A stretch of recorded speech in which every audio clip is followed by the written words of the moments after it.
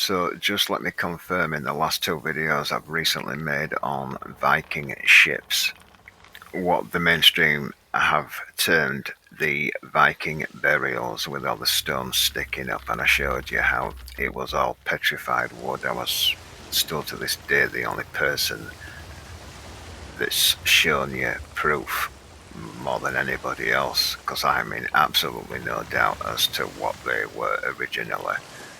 And it seems to me, if I'm answering it quickly at the beginning of this video, is that it's from the pre-flood era that I will never understand. I don't think anybody will, that the wood from the pre-flood world was more silica. That's the only way that we can understand it, because wood these days, no matter what condition that you leave it in, does not petrify.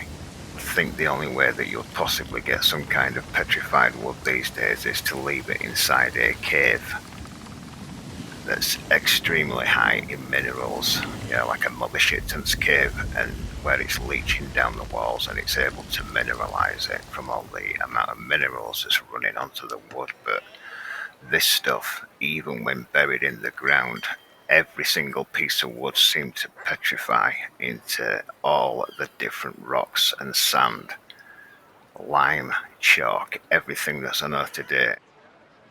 I decided to leave this artifact out. It's the last time I was speaking it, because I've only mentioned it once. I've shown it in about 3 Viking videos. The Viking is a misnomer, right? They label them that because they're just in that area, that's all, right? And they seem to build them in the way that they build them today.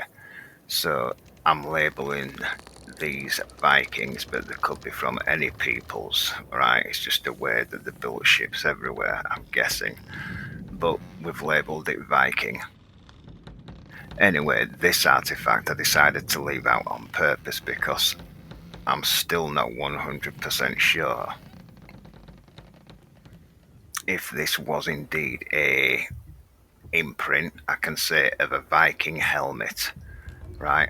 I am showing it once more because I'm going to speak on it. I've only ever shown it in a music video, right, with some text down the side of it, and left it in the hands of the people watching to decide whether it is a Viking helmet or not. But in this video, I am giving you a better size context where you can compare it to what's in the picture side by side to get a better idea of exactly how large these helmets are. Now, I did text out that this artifact, if it was indeed a helmet, it would be big enough to fit as some of the South American heads that they find, would almost have fit inside one of these things, meaning that these things must have been about 20 to 30 feet tall to be able to wear a helmet like this.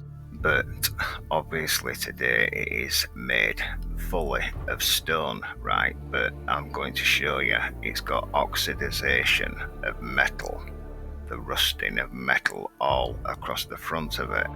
And my answer for that is that the helmet itself has completely rusted away. The helmet must have been filled in with silt, either from flooding. I suppose another way is that whoever buried this chap filled his helmet up with mud, silt, and left it near his grave.